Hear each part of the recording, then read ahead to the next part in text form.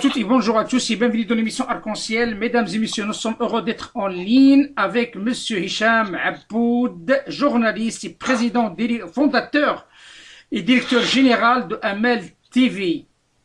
Bonjour et bienvenue dans l'émission Arc-en-Ciel, Monsieur Hicham Aboud. Bonjour, c'est Abdelatif. Bonjour à tous les amis auditeurs d'Arc-en-Ciel.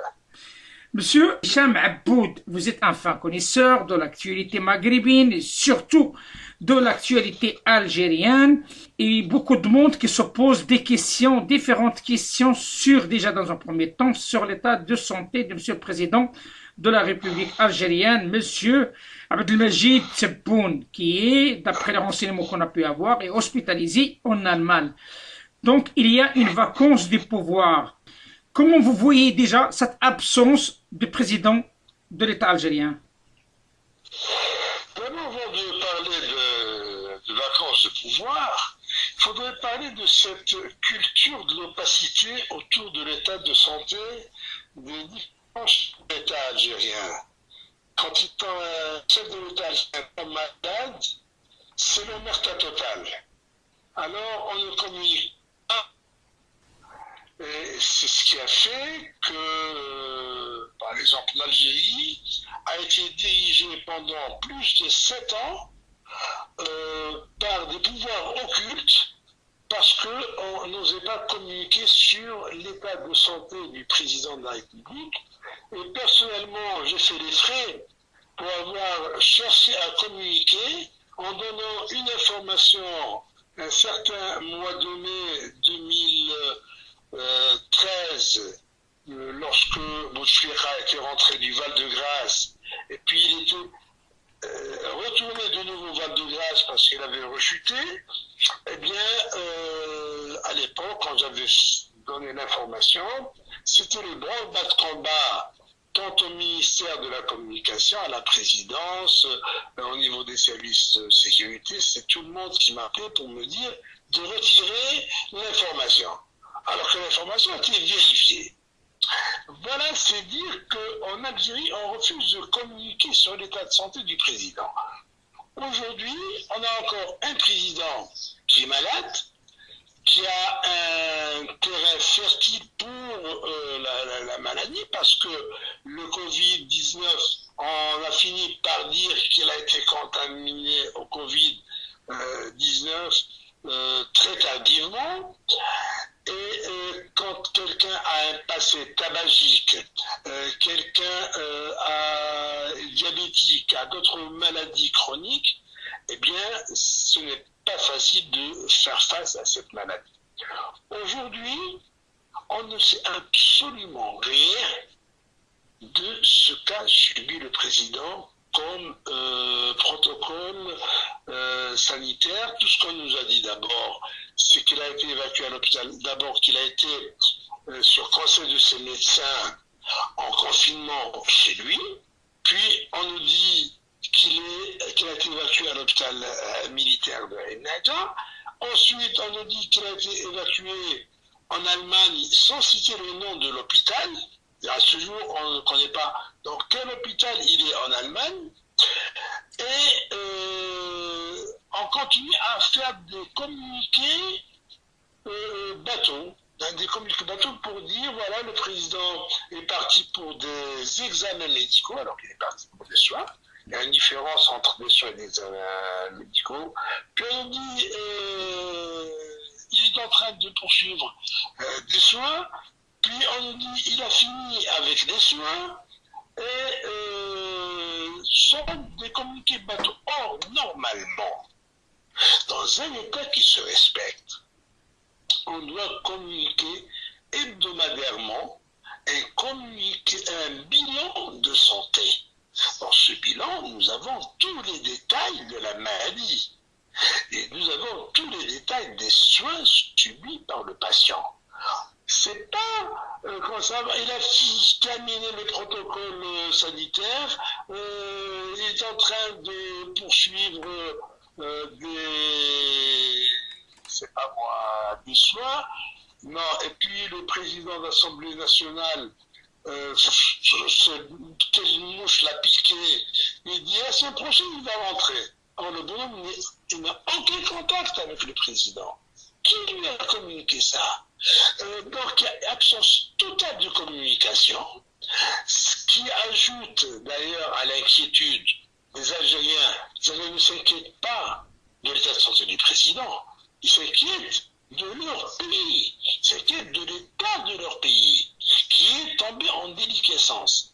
Et d'ailleurs, quand il n'y a pas de communication, c'est la porte ouverte à toute les spéculations. À toutes les rumeurs, à toutes les rumeurs, à toutes les supputations, tout ce qu'on veut. Et voilà comment on entretient la rumeur et le fait de ne pas communiquer. C'est le plus grand des mépris à l'égard du peuple. C'est un grand mépris. D'abord, il y a une minorité qui gouverne aujourd'hui, qui s'impose. Quand vous avez une minorité qui organise, qui participe à une élection présidentielle qui n'atteint même pas les 40% selon les chiffres officiels, eux-mêmes ils reconnaissent avoir passé 40%, que la diaspora qui compte plus d'1 million d'électeurs n'a pas fait 13%, 8% de votants, que 2 grandes wilayas du pays avec 0% de participation, plus les wilayas de Buya, d'Alger, d'autres wilayas qui n'ont pas atteint les 15-20%. Alors quand on fait un total de 39% selon les chiffres officiels, ça veut dire que c'est une minorité qui gouverne. Cette minorité qui impose un chef de l'État censé avoir au moins la majorité, 51% du corps électoral, au moins. Donc, et d'ailleurs, dès le premier tour, il est élu, le bonhomme. En Algérie, les élections multipartistes ont toujours été à un seul tour parce que les résultats sont connus d'avance. Donc, un mépris à l'égard du peuple, en lui imposant un chef de l'État, président de la République, un mépris à l'égard du peuple en organisant un référendum pour l'amendement de la Constitution, et c'est toujours même pas 23% qui participent, de participants, c'était même pas le quart du corps électoral. Voilà une minorité qui s'impose au peuple algérien au nom de quelle démocratie? Et cerise sur le gâteau, on ne communique pas sur l'état de santé de ce président qu'on nous a imposé. Il ne peut pas y avoir hérésie plus méprisant à l'égard de son peuple comme ce gang de bandits qui est au pouvoir, qui est à la tête de l'État algérien et qui a mis le grand État algérien à genoux, à plat ventre. C'est Hicham Aboud, si vous le permettez, parce que vous avez évoqué un point très important. C'est le pourquoi, et c'est la question que je pose, le pourquoi ce silence qui devient une coutume, quelque part, sur la maladie des différents présidents de la République algérienne. C'est quoi qui pousse à avoir cette attitude de cacher, de ne pas divulguer, de ne pas parler au peuple algérien sur l'état réel de leur président? Est-ce qu'il s'agit-il d'un État dans l'État, ou bien tout simplement s'agit d'une coutume algérienne, purement algérienne? Non, il n'y a pas d'État dans l'État, parce qu'il n'y a pas d'État du tout. Il n'y a pas d'État du tout. Et la raison de ce silence, c'est parce que il n'y a plus d'homme dans l'appareil de l'État qui puisse prendre l'initiative pour s'exprimer sur des sujets si graves. Aujourd'hui, vous avez un président d'un conseil constitutionnel qui n'oserait jamais appeler, ne serait-ce que prendre le téléphone et appeler les membres du conseil constitutionnel pour leur demander de se réunir pour étudier le cas de la vacance du pouvoir, pour parler de l'absence du chef de l'État. Il n'oserait jamais le faire. Pourquoi? Parce que cet homme qui a été désigné à la tête du Conseil constitutionnel est un homme faible. est un homme qui ne sait pas ce que c'est qu'avoir l'esprit d'initiative. C'est un homme sorti du néant et qu'on a mis à un poste très sensible. Tout comme les autres responsables, à commencer du chef de l'État lui-même. Quand il a été désigné parce que c'est un homme effacé, c'est un homme faible. Le Premier ministre, c'est la même chose. Ce régime, ce gang qui agit à l'ombre, s'appuie sur des hommes faibles avec pour seul critère, il écoute, il exécute, c'est un bon exécutant. Voilà. Pourquoi on a choisi Hollande? Quand on vient écouter quelqu'un, alors on pose la question, les décideurs disent pourquoi celui-là? Eh bien, il écoute, c'est un bon exécutant. On ne dit pas que c'est un bon responsable. Le critère de cooptation, il n'y a pas de choix aujourd'hui, c'est la cooptation. Le critère de cooptation, c'est être un à-plat-ventriste. Se mettre à plat ventre devant les décideurs et exécuter tout ce qu'ils veulent. Mais qui sont ces décideurs, M. Jamapoud? Voilà. Autrefois, quand on commence à l'indépendance, les décideurs étaient des hommes puissants. On ne peut pas comparer un Khidr, un Karim Belkacema ou Ali Boumedi, à des personnalités insignifiantes aujourd'hui. À la disparition de Boumedi, qui était un homme fort, qui agissait en plein jour, il n'agissait pas derrière les rideaux. À sa disparition, on a ramené un homme effacé, Chadli. Et il y avait quand même ceux qui étaient derrière, des gens qui ont été formés à l'école française, qui ont été préparés, ils sont pour jouer ce rôle occulte.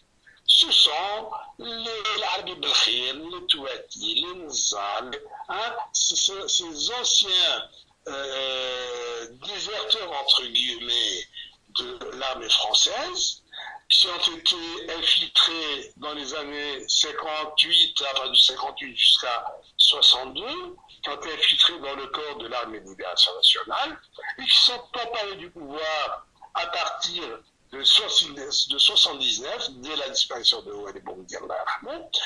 Mais ces hommes avaient quand même certaines compétences, avaient un certain rôle, ils savaient jouer leur rôle. Ils avaient du poids.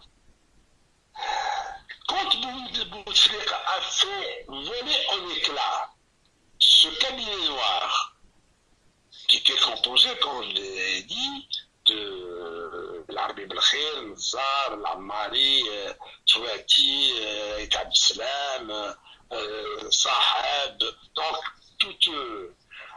Alors, qu'est-ce qui a remplacé cette boîte? Ce cabinet a été remplacé par Saïd Bouteflika, Mohamed Rougab, un rabatteur de filles de joie. Il est mort de toute façon aujourd'hui. Un Toufiq, Smaïl avant sa disparition. Et voilà, ces gens donc dirigeaient le pays sous la conduite du frère cadet du président, qui lui n'avait aucune expérience, et qui était très peureux, et qui avait peur d'aller à l'affrontement. Et d'ailleurs, en essayant de créer des équilibres, il a créé tout un déséquilibre. Lorsqu'il a donné la double casquette au général Gaïd Salah, il lui a donné une casquette qui était chef d'état-major, et en juillet 2013, sous septembre 2013, il lui donne une casquette politique, c'est de vice-ministre de la Défense, chose qui n'a jamais existé dans l'histoire des armées du monde, dans l'histoire des nations. Un opérationnel qui devient en même temps politique. Et ce qui a fait qu'aujourd'hui, le général Chenguereha a hérité non pas du poste, mais de l'habitude. Ah. Il a pris l'habitude lui aussi de faire comme Guessala, de prononcer des discours politiques, de s'afficher à la télé, de présider lui-même en tant que chef d'état-major les cérémonies commémoratives telles que celle du 1er novembre, et en étant le patron de cette cérémonie, alors que normalement c'est le président du Conseil de la Nation qui doit remplacer le chef de l'État. Eh bien, le président de la Nation vient faire figure d'invité, ni plus ni moins, tout comme le président de l'Assemblée nationale. C'est-à-dire que là, il n'y a plus d'État. On ne sait plus qui fait quoi. Et les hommes qui gouvernent à l'ombre n'ont ni la force de caractère, ni la puissance qui leur permettent de prendre les choses en main. Tout ce qu'ils font, ce sont des luttes intestines, des petites querelles entre eux, des petites flèches entre eux. D'ailleurs, on l'a vu pendant l'organisation de la présidentielle de décembre 2019, comment ils se chamaillaient pour placer le président de la République. Alors que Guessala voulait installer Tebboune, un nouveau patron des services secrets qui n'avait rien à voir avec les services secrets, qui est aujourd'hui en prison d'ailleurs à cause de cela, tentait de placer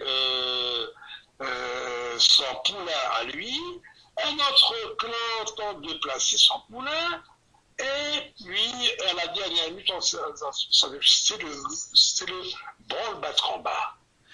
Alors, il y a eu beaucoup de choses qui ont été faites. Jamais une campagne électorale dans le monde ne s'est déroulée comme elle l'a été en Algérie en décembre 2019, où on voit qu'aucun candidat n'a pu mener à terme sa campagne, que le candidat victorieux, dès le premier jour, son directeur de campagne se retire, ses directeurs de campagne dans notre village se retirent, que lors de sa campagne, une chaîne de télévision diffuse du sujet où on le montre comme étant un corrompu et on le montre ayant des intérêts avec des puissances étrangères, notamment turques. C'est des sujets qui ont été montrés à la télé. Et pour cerise sur le gâteau, on organise l'audition de son fils qui était en détention à la prison pour corruption. On organise l'audition de son fils par le président de la République en pleine campagne électorale, en attirant l'attention sur lui, et toutes les chaînes de télévision privées qui mettaient en grand bandeau, non pas audition de Khaled Tebboune par le procureur de la République, mais audition du fils de Abdelmajid Tebboune par le procureur de la République. Et on ne dit pas pourquoi, alors qu'il était auditionné pour une histoire de corruption, et on a laissé sous-entendre qu'il s'agissait de l'affaire de la cocaïne. Et d'où aujourd'hui, on a collé l'histoire de la cocaïne à Tebboune, et aujourd'hui l'Algérie a un chef de l'État dont le nom est devenu synonyme de trafic de cocaïne. On ne peut pas connaître pire que cela. Monsieur Hicham Abboud, si vous le permettez, si j'analyse un petit peu ce que vous avez dit depuis tout à l'heure, peut-on dire qu'il y a un glissement d'une manière un peu dangereuse, hein, quelque part, et vous avez dit par habitude à l'actuel président de l'Arkan, hein, de patron de l'armée, M. Chiguera, vers la sphère politique. Peut-on dire que l'armée devient de plus en plus présente sur la sphère politique d'une manière claire et nette? Peut-on aller à un État militaire, mais aussi politique qui gouverne l'Algérie, qui gouvernera l'Algérie? Les choses ont pris notre tournure. Prenons l'histoire de l'Algérie. Depuis la guerre d'indépendance, on parlait de cette dualité entre le politique et le militaire. Et au congrès de la Sommam, on parlait de la primauté du politique sur le militaire. En 65, quand Boumediene avait pris le pouvoir, il avait dit que le militaire est un militant en uniforme. C'est dans un de ses discours, il a dit. Le militaire est un militant en uniforme et que le militaire algérien est différent des autres militaires. Et il est impliqué dans les tâches d'unification nationale. Ce qui était vrai, puisqu'on voyait que l'armée algérienne construisait la transsaharienne, édifiait le barrage vert, construisait des villages d'habitation pour des populations rurales.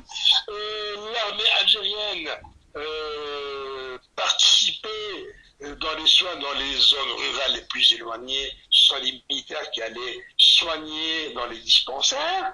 Et puis, à l'époque, du temps de Boumediene, quand un secteur n'allait pas, il fait appel à un militaire pour le diriger et ça marche. Même en football, en 1975, lorsque l'équipe nationale de football avait failli, a été éliminée la Coupe du Monde 74, et on préparait les Jeux méditerranéens de 75 d'Alger. Les Jeux méditerranéens étaient organisés par l'armée, par les services centraux des sports. L'équipe nationale qui avait participé aux Jeux et qui avait remporté la médaille d'or était composée de jeunes du service national drivés par Rachid Makhloufi, l'ex-star du football mondial. Le président de la fédération était l'Aïrahmou Abdinour Beka, qui était chef des services centraux des sports militaires. C'est-à-dire que l'armée était là. Elle ne se cachait pas. Il y avait un problème d'habitat. Eh bien, la DNC, qui était les coopératives de l'armée, a été transformée en ministère de l'Habitat et c'est elle qui se met à construire des logements. L'armée était impliquée dans les tâches d'édification nationale, elle ne le faisait pas en cachette. Or, avec l'arrivée de Chadli et avec le multipartisme de façade et le retrait de l'armée du comité central du parti, puisque on a été vers le multipartisme, les militaires n'ont pas voulu lâcher prise. Au lieu de participer à l'édification du pays, comme cela faisait dans les années 70, non. Là, ils participaient à la destruction de l'État algérien. D'abord, ils ont commencé par fermer les écoles militaires, qui contribuaient justement aux tâches d'édification nationale. On a éloigné les casernes des villes. On a interdit aux jeunes du service national de sortir le week-end en tenue militaire, alors que tous les Algériens aimaient arborer leur tenue militaire le week-end quand ils sortaient. Donc il y avait une symbiose entre l'armée et le peuple, parce que c'est la seule armée dans l'histoire de l'humanité qui a été formée dans le feu de l'action et non pas dans des casernes, dans des écoles militaires. Son fondateur, Rouali Boumediene, n'a jamais fait d'école militaire. Il n'a jamais fait d'académie militaire. C'était un autodidacte qui lisait, qui s'inspirait des expériences et qui a créé cette armée et qui l'a structurée. Que ce soit génie ou officiers, ils ne sont pas sortis des écoles militaires, ils sont sortis de la rue. C'était des flahs, des paysans, des chômeurs, des jeunes, des lycéens aussi, quand ils ont rejoint l'appel du 19 mai 56. Donc c'est une armée complètement différente qui est sortie du peuple, carrément. C'est pas une armée étrangère au peuple, c'est pas une armée de mercenaires. On ne s'engageait pas dans l'armée algérienne pour faire une carrière, mais pour d'abord servir, obtenir le martyr, pour mourir pour la patrie. patrie. Et à l'indépendance, on s'est engagé dans l'armée, et j'ai fait partie de ces engagés des années 70, on s'engageait parce qu'on trouvait dans l'armée le cadre idéal qui nous permettait de servir notre pays. On s'engageait par amour et non pas pour faire carrière, alors qu'on était tous des universitaires. Je n'avais pas besoin d'aller faire carrière dans l'armée pour réussir ma vie. J'étais déjà universitaire, comme beaucoup de milliers d'autres. Donc, on s'engageait dans l'armée pour servir son pays par idéal et non pas pour faire le mercenaire. Aujourd'hui, c'est une autre structure qui s'est instaurée. Vous avez un commandement complètement déconnecté, un commandement qui est attaché pleinement, qui est embourbé dans les affaires, et d'où cette histoire, derrière chaque homme d'affaires, il y a un général. Il y a le port des généraux à la sortie du port d'Alger. On parle des affaires, c'est-à-dire que tout général qui sort à la retraite, il obtient une ligne de crédit pour investir dans un secteur qui lui est complètement étranger. Et on y va pour l'affairisme. Et ainsi, nous avons constitué un commandement militaire d'affairistes.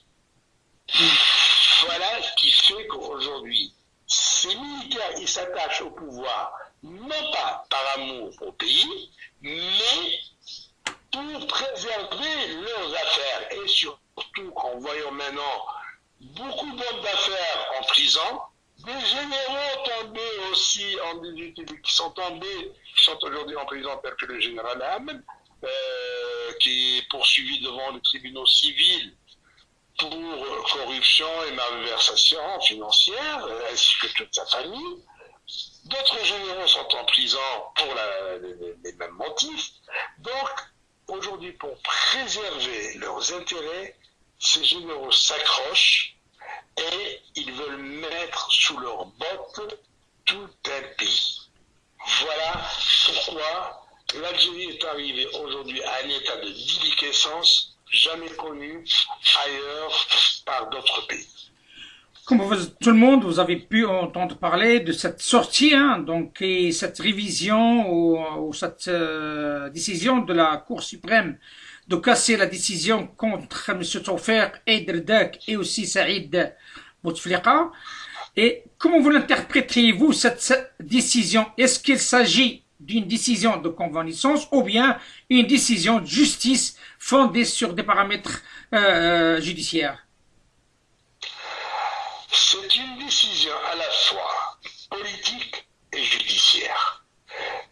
Parce que lorsque les généraux Tawfiq Derdak et le conseiller du président Saïd Bouteflika, après Louisa Hannoun, la secrétaire générale du Parti du Travailleur, ont été arrêtés, c'était fait dans le but de récupérer le Hirak, dans le but de faire taire le Hirak. D'accord. Voilà, on vous donne de grosses têtes, les têtes les plus honnies par l'opinion publique. On vous les jette en pâture et ça a été fait un jeudi. Gaël Salah pensait que le vendredi, les gens vont sortir l'applaudir. C'était sa manière de faire un coup d'État contre le Hirak. Il n'avait pas réussi. Quelques jours plus tard, donc, les juges, en première instance, jugeaient pourquoi? Complot contre l'État. Qui était à la tête de l'État? C'est Saïd Bouteflika. Saïd Bouteflika ne va pas comploter contre lui-même. Ne va pas comploter contre lui-même. Toujours quand Saïd Bouteflika lui fait appel, c'est pour trouver une sortie de crise. Et c'est là où l'Algérie est devenue otage de l'ego d'un général, le général Gaël Salah. Parce que le général Gaël Salah ne voulait pas qu'il y ait contact entre Tawfiq et Saïd Bouteflika. Parce que Saïd Bouteflika s'est appuyé sur Gaël Salah pour éloigner Tawfiq, pour le limoger, et il voit qu'il peut y avoir effet contraire, c'est-à-dire que Saïd va faire appel à Tawfiq pour se débarrasser de Gaïd Salah. Le problème s'est posé là. Quant au général Tartag, il n'a participé ni de près ni de loin à cette fameuse réunion. Et cette réunion, ça, je le tiens de Saïd Bouteflika en personne. Ça veut dire que ce n'est pas quelqu'un d'autre qui m'a raconté. Cette réunion s'est tenue au vu et au su de tout le monde. Ce n'est pas une réunion secrète, c'était une réunion où s'étaient réunis Tawfiq, Saïd Bouteflika et Louisa Hanoun. Tartag était loin du tout, loin. Il n'a pas participé à cette réunion. Pour trouver une issue. Et d'ailleurs, la réunion s'est tenue à la résidence où se trouvait le président. Il y avait donc la garde républicaine, les gardes-corps, tout le monde voyait le général Tawfiq arriver, voyait Louisa Hanoun arriver. Ce n'est pas une réunion secrète, mieux encore, le général Tartag avait filmé la réunion. Et Gaïd Salah a vu le film par la suite. Il a vu qu'il n'y avait aucun complot. Mais comme je l'ai dit, pour récupérer le Hirak, il a créé cette histoire. Et bon, finalement, c'était un règlement de compte. D'ailleurs, on a vu comment tout s'est fait dans la précipitation. Septembre, ils sont jugés en première instance. Février, en appel. Et quand aujourd'hui nous sommes novembre 2020, il y a la cassation. Alors, décision politique et judiciaire à la fois. Pourquoi? Parce que il n'y a pas eu de complot. Sur le point de droit, il n'y a pas eu respect du droit dans la mesure où les quatre qui ont été poursuivis et condamnés, ce sont des civils poursuivis devant un tribunal militaire, alors que rien n'indique qu'ils doivent être devant une juridiction militaire. Et ce sont tous des retraités, ce sont tous des civils, soit Tawfiq ou Tartag, ou Saïd Bouteflika ou Louisa Hanoun. Maintenant, étant donné l'absence du président, l'absence du chef de l'état-major aussi, qui a disparu des écrans radars, on ne sait plus où il est. Et donc, il y a une volonté de se débarrasser de ce dossier, et on sait très bien que Tawfiq n'a pas sa place en prison, qu'il n'y a pas de raison de laisser un ancien moudjahid, un homme qui a donné quand même toute sa vie au service de l'Algérie, avec des hauts et des bas, avec beaucoup de maladresse peut-être. En tous les cas, qu'on n'apprécie pas ce qu'il a fait, il reste un moudjahid qui a donné toute sa vie à l'Algérie. Finir en prison, ce n'est pas normal. Gaïd Salah l'a fait par vengeance. Ni plus ni moins. Monsieur Tartag, lui, n'a absolument rien à voir dans cette histoire, et c'est pour cette raison qu'il a refusé de passer à la barre, que ce soit en première instance ou en appel, et rester dans sa cellule. Normalement, la Cour suprême aurait dû casser. Et si elle casse, les gens sortent. Ils ont cassé et renvoyé avec une nouvelle composante. À 99%. Le général Tartag, le général Tawfiq, Louisa Hanoun seront acquittés. Reste Saïd Bouteflika ne quittera pas la prison. Il changera de prison. De la prison militaire, il ira à la prison civile, puisqu'on vient de lui ficeler une affaire avec l'ex-ministre de la Justice, Tayyip Louh, où ils ont découvert, c'est pas nouveau, ils le font jusqu'à maintenant, des messages où il y a interférence, où il y a influence sur le cours des différentes décisions de justice. Donc, il est accusé d'avoir influencé la justice en connivence avec le ministre de l'Habitat, le ministre de la Justice, Philippe Boulouard, qui est en prison actuellement. Mais la justice du téléphone a toujours existé en Algérie et aujourd'hui même, cette justice fonctionne au téléphone parce que vous n'avez pas un seul magistrat, je dis bien un seul magistrat, capable de juger en son âme et conscience la plus banale des affaires. Monsieur Hicham Abboud, c'est ma dernière question, si vous le permettez, avec devant ce tableau qui vous avez dressé depuis tout à l'heure sur plusieurs volets, hein, donc il faut dire les choses telles qu'elles sont. L'Algérie ne vit pas seule. L'Algérie, elle est dans un monde, elle est dans son monde maghrébin, dans son monde musulman, arabo-musulman, dans son monde méditerranéen. Voilà. Dans son monde berbère aussi. Oui, justement, dans son monde berbère qui fait partie intégrante de ce beau pays, l'Algérie. Mais le souci qui se pose, est-ce qu'on est conscient de l'impact de ce qui est en train de se passer ou pas? Parce qu'il y a un réel problème là. J'ai l'impression comme si c'est une fuite en avant. Y a-t-il une prise de conscience du danger réel que court l'Algérie à court moyen terme avec cette situation où on ne voit pas clair ni dans les médias ni dans un moyen terme? Non, il faut avoir des compétences, avoir une personnalité, avoir de la perspicacité pour mesurer le danger qu'on fait courir au pays. Or, ces hommes coupés pour leur incompétence, il n'y a pas un seul qui est à son poste pour compétence. Ce sont tous des incompétents. Il n'y a pas un seul qui est capable de prendre la moindre initiative. Donc, quand vous parlez de conscience, moi je dis, ce sont des inconscients.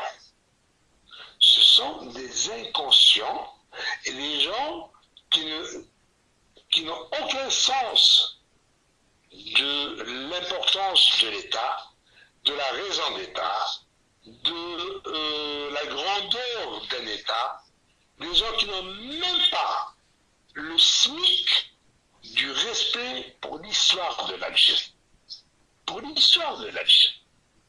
Cette histoire respectée partout dans le monde, sauf par ces brigands qui imposent leur volonté mesquine à tout un pays et à tout un peuple, à un grand peuple. Monsieur Hicham Abboud, merci infiniment de cet éclairage fort intéressant dans cette période trouble que traverse l'Algérie et notamment pendant cette période de vacances du président Abdelmajid Tebboune. Il faut bien préciser à notre auditoire que monsieur Hicham Abboud, journaliste aussi, mais il est fondateur, directeur général de la chaîne Amal TV que beaucoup de monde suivent, et c'est notamment vos chaînes sur YouTube. Notre auditoire, regardez ça auprès de YouTube, mettez Amal TV ou Hicham Abboud et vous aurez le maximum possible de vidéos et aussi d'actualités pertinentes. Je vous dis merci infiniment et merci d'avoir accepté cette invitation et à très bientôt. C'est moi qui vous remercie, c'est Abdelatif. Barakallahu fi. Marhaban, akhi. Marhaban.